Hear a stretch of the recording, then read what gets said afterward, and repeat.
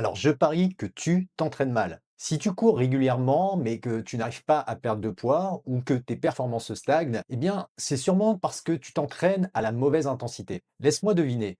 Quand tu vas courir ou faire du sport, tu te mets à une allure où tu es bien essoufflé, tu transpires, tu as l'impression de tout donner et de faire une super séance. C'est ce qu'on appelle la zone tempo. Tu es en fait environ à 80 ou 85% de ton rythme cardiaque maximal. C'est une intensité qui est en réalité très controversée, car cette allure ruine complètement tes objectifs. Alors de un, tu bloques totalement ta perte de gras, car ton corps n'utilise plus les bonnes filières énergétiques. Et de 2, tu stagnes, et même pire, tu progresses même plus. Et c'est même d'ailleurs ce que l'évolution humaine confirme. Alors, remontons le temps si tu veux bien. Comment nos ancêtres chassaient-ils des mammifères beaucoup plus rapides que nous, selon toi? Eh bien, tout simplement par la chasse à l'épuisement. Donc, notre super pouvoir évolutif, ce n'est pas la vitesse, c'est notre système de refroidissement. Donc, contrairement à l'animal qui est recouvert de poils et qui est obligé de s'arrêter pour halter et évacuer la chaleur, en l'occurrence par la bouche, eh bien nous avons des milliers de glandes sudoripares. La sudation est un système de refroidissement liquide qui recouvre tout notre corps. C'est un système vraiment exceptionnel. En résultat, l'humain pouvait trottiner pendant des heures et des heures sous un soleil de plomb en ce qu'on appelle aérobie stricte, d'accord, avec apport d'oxygène, pendant que l'animal, lui, finissait par s'effondrer d'hyperthermie. Alors, si nos ancêtres avaient essayé de chasser en zone tempo, eh bien à haute intensité, ils auraient surchauffé et vidé leurs réserves de glycogène au bout d'une heure trente.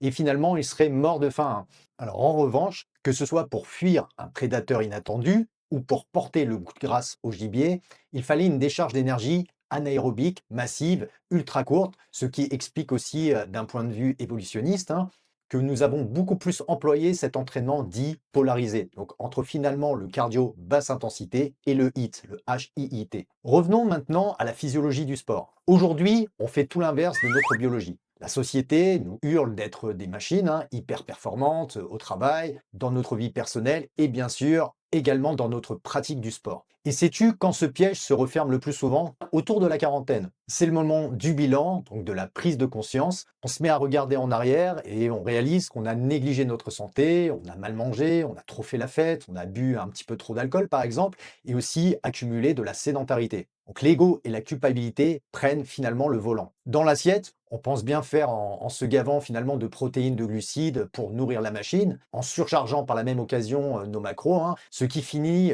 par complètement étouffer nos cellules. Ou de l'autre côté, on fait complètement l'inverse. On se met à brider notre corps en lui donnant finalement pas les apports nécessaires, ce qui contribuera plus tard à dérégler nos hormones. Donc, pour compenser ces années d'excès, on prend des décisions radicales et totalement contre-intuitives. On se jette finalement dans des défis extrêmes sur du long cours, comme devenir par exemple marathonien ou faire même des ultra-trails alors qu'on n'a pas du tout la condition physique. Et on se met donc à cumuler un volume d'endurance délirant avec des intensités beaucoup trop hautes et justement en plein dans ces fameuses zones tempo. Et donc d'après toi et scientifiquement, comment arrive-t-on à tenir ce rythme destructeur pendant ces séances alors qu'on se retrouve complètement épuisé? Eh bien la réponse est avant tout endocrine, d'accord? C'est l'adrénaline. Tant que tu cours doucement, donc en zone 2, ton système nerveux est calme. Mais dès que tu franchis un certain cap, et souvent c'est un peu approximatif, mais c'est 135-145 battements par minute, eh bien ton système sympathique s'emballe. C'est une alarme de survie. Ton corps libère un pic d'adrénaline et cette réaction réagit comme un antidouleur puissant et ça te donne finalement l'illusion de la toute-puissance. Et petite parenthèse, ton ego adore ça. Mais il faut aussi comprendre que ce shoot d'adrénaline a un prix. Son rôle est de forcer tes cellules à brûler du sucre à la vitesse de l'éclair. C'est ce qu'on appelle la fameuse glycolyse aérobie. Et le déchet de ce métabolisme de survie, ce sont des tonnes de protons, les fameux ions H+. Alors on va essayer de définir ce que sont les ions H+. Et pour ce faire, on va parler de l'acidité. Donc en biochimie, c'est très simple. Ce qui fait la différence entre un milieu basique et un milieu acide, c'est uniquement la concentration en ions H+, ce qu'on appelle également des protons. C'est pour ça qu'on parle de pH, le potentiel hydrogène. Donc la logique, c'est plus tu accumules ces protons H+, plus ton pH descend et plus ton milieu devient acide. Pour te donner une image, c'est exactement le même principe dans ton estomac. Il est rempli d'un acide, l'acide chlorhydrique, ultra chargé en ion H+, qui sert à littéralement dissoudre les aliments, notamment les protéines, mais l'estomac, lui, est fait pour le supporter. Donc quand tes muscles recrachent ces protons dans tes tissus pendant ton run, par exemple, donc en zone tempo, eh bien ça devient un poison qui vient ranger ton équilibre cellulaire et brûler tes réserves de minéraux. Alors le vrai drame de cette allure tempo prolongée, c'est ce qui se passe dans tes mitochondries, donc les fameuses centrales énergétiques de tes cellules, parce qu'à cette intensité un peu bâtarde, elles saturent. Elles n'arrivent plus à traiter l'oxygène correctement.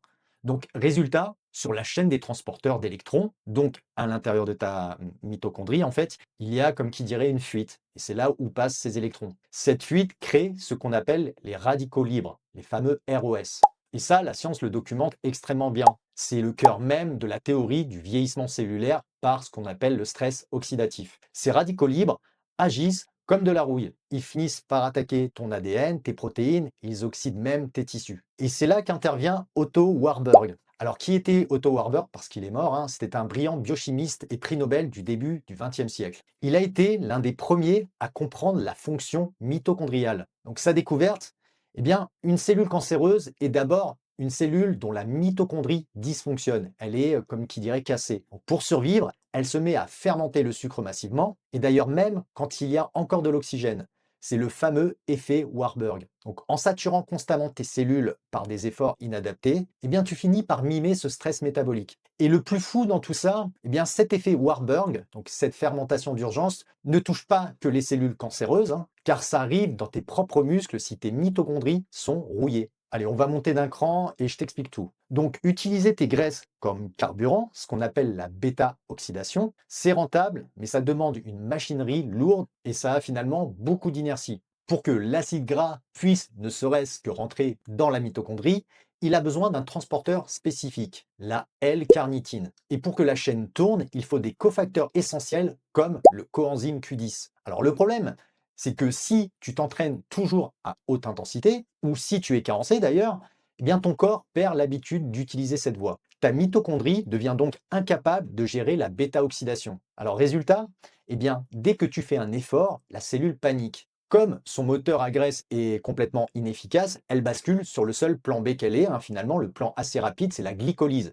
Elle se met à fermenter du sucre et à recracher de l'acidité, même en présence d'oxygène. Donc pour les plus avertis, je passe les détails techniques sur le pyruvate et le lactate. Là, mon but, c'est vraiment de vulgariser au maximum pour justement m'adresser à tout le monde. Alors maintenant, je vais faire le parallèle avec le muscle. Donc ton muscle sain finit par mimer exactement le même effet Warburg, tout simplement parce qu'il a perdu sa flexibilité métabolique. Donc j'espère par cette notion que vous comprenez en fait la notion de sport cardiovasculaire par exemple, mais à basse intensité. Donc pour revenir maintenant sur la notion de performance, il faut en réalité séparer le sport professionnel du sport santé.